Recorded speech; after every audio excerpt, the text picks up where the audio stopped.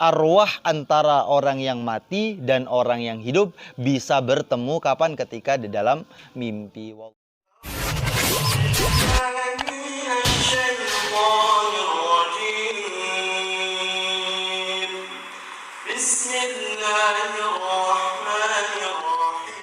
Bismillahirrahmanirrahim. Alhamdulillahirabbil alamin. Assalatu wassalamu ala asyrofil anbiya'i wal mursalin wa ala alihi wa sahbihi ajmain.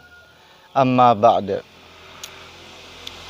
Di kesempatan kali ini kita akan mengkaji kitab Ar-Ruh. Kitab Ar-Ruh yang menjelaskan mengenai apakah arwah orang yang hidup dan arwah orang yang mati dapat bertemu. Karena hakikatnya perbedaan antara orang hidup dan orang yang mati hanyalah berpisahnya ruh. Karena orang tersebut dikatakan hidup ketika antara ruh dan jasad bersatu. Sedangkan orang dikatakan mati apabila ketika antara ruh dan jasad sudah terpisah. Maka tidur pun dinamakan mati juga, akan tetapi mati kecil. Sehingga doa bangun tidur adalah Alhamdulillahilladzi ahyana. Alhamdulillahilladzi, segala puji bagi Allah, alladzi ahyana, yang telah menghidupkan kami, ba'dama amatana, selepas mematikan kami, wa ilaihin nusyur, dan hanya kepadanya lah kita akan kembali.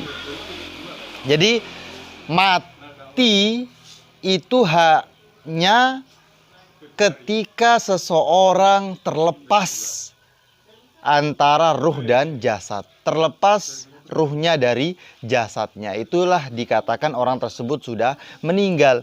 Sehingga orang yang mati dan orang yang hidup dalam akidah Ahlus Sunnah wal Jamaah sama-sama tidak bisa memberi manfaat, sama-sama tidak bisa memberi mudarat. Jadi orang yang hidup tidak bisa memberi manfaat, tidak bisa memberi mudarat. Orang mati pun demikian, tidak bisa memberi manfaat, tidak bisa memberi mudarat. Karena hakikatnya yang memberi manfaat adalah Allah Subhanahu wa ta'ala, yang memberi mudarat adalah Allah Subhanahu wa ta'ala. Jadi kalau kita melarang seseorang meminta kepada orang mati, kalau kita melarang seseorang meminta kepada orang yang mati dengan alasan orang mati tidak bisa memberi manfaat, dan dia berkeyakinan orang yang hidup bisa memberi manfaat, sehingga kita boleh meminta kepada orang yang hidup, maka justru keyakinan ini adalah keyakinan yang keliru, keyakinan yang fatal, keyakinan yang salah. Karena apa? Karena orang mati juga tidak bisa, orang hidup juga tidak bisa memberi manfaat sama sebagaimana orang yang mati. Kenapa? Karena semuanya adalah makhluk. Yang memberi manfaat, yang memberi mudarat hanyalah Allah Subhanahu wa ta'ala. Makhluk tidak bisa memberi manfaat, tidak bisa memberi mudarat. Oleh sebab itu, kalau Anda melarang seseorang meminta kepada orang mati, maka Anda juga harus melarang seseorang meminta kepada orang yang hidup. Karena apa? Semuanya sama-sama makhluk yang tidak bisa memberi manfaat dan tidak bisa memberi mudarat. Nah, sekarang masuk kepada topik pembahasan, apakah ruh orang yang hidup dan ruhnya orang yang mati mereka dapat bertemu. Nah, Allah Subhanahu wa ta'ala berfirman, Allahu yatawaffal anfusa hina mautiha wallati lam tamut fi manamiha fayumsikul lati qada 'alaihal maut Wa yursilul ukhra ila ajalim musamma. Inna fi dzalika laayatil liqaumi yatafakkarun. Allah Subhanahu wa taala mewafatkan jiwa ketika jiwa tersebut telah mati. Nah, dan jiwa yang ketika dia tidur, Allah Subhanahu wa taala tidak mematikan jiwa tersebut. Jadi orang yang sudah mati, ya, orang yang sudah mati maknanya Allah Subhanahu wa taala memisahkan ruh dari jasad orang tersebut. Dan orang yang hidup pun, orang yang tidur dan orang yang tidur pun sama, Allah Subhanahu wa taala memisahkan antara ruh dan jasadnya ketika dia sedang tidur. Hanya saja fayumsikul lati qada 'alaihal maut.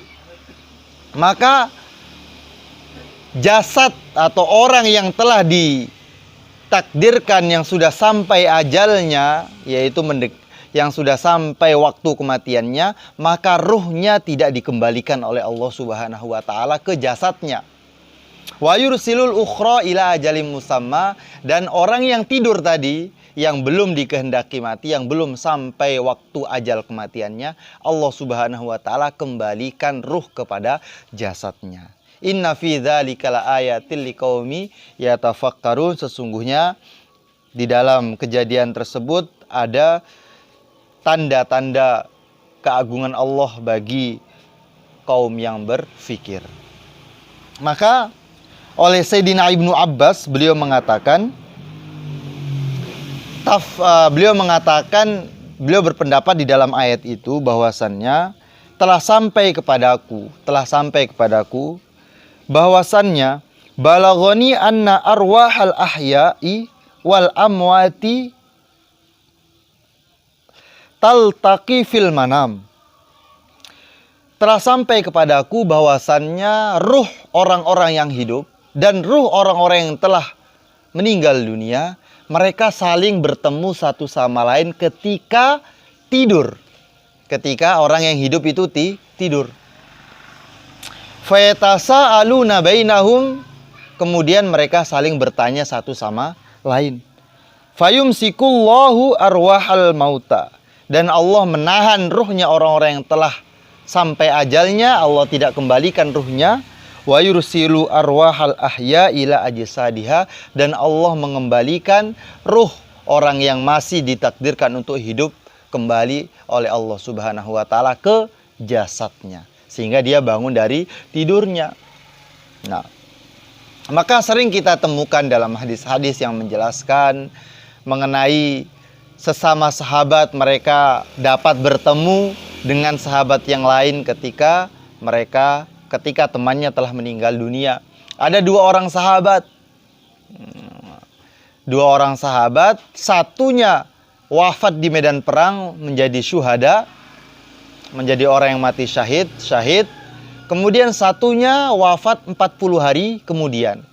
Maka ada seorang sahabat bermimpi bertemu dengan kedua sahabat tadi. Satunya mati sebagai syuhada, satunya mati wafat 40 hari kemudian. Ternyata di dalam mimpinya mereka bertemu, dan yang masuk surga terlebih dahulu adalah orang yang mati 40 hari kemudian. Maka sahabat yang mimpi tadi terbangun dan ia kaget. Mengapa orang yang mati syahid tidak masuk surga terlebih dahulu? Padahal pahala orang yang mati syahid tidak ada lain kecuali surga. Maka beliau bergegas menemui yang mulia baginda Nabi SAW dan menanyakan hal demikian. Maka apa kata Nabi? Janganlah heran. Jangan kamu heran. Bukankah si sahabat yang telah mati 40 hari kemudian memiliki amalan sholat selama 40 hari, memiliki kelebihan amalan zikir selama 40 hari, memiliki pahala amalan puasa. Nah, dan lain sebagainya. Otomatis siapa yang lebih banyak pahalanya, itulah yang masuk surga terlebih dahulu. Wallahu a'lam. Jadi arwah antara orang yang mati dan orang yang hidup bisa bertemu kapan? Ketika di dalam mimpi. Wallahu a'lam.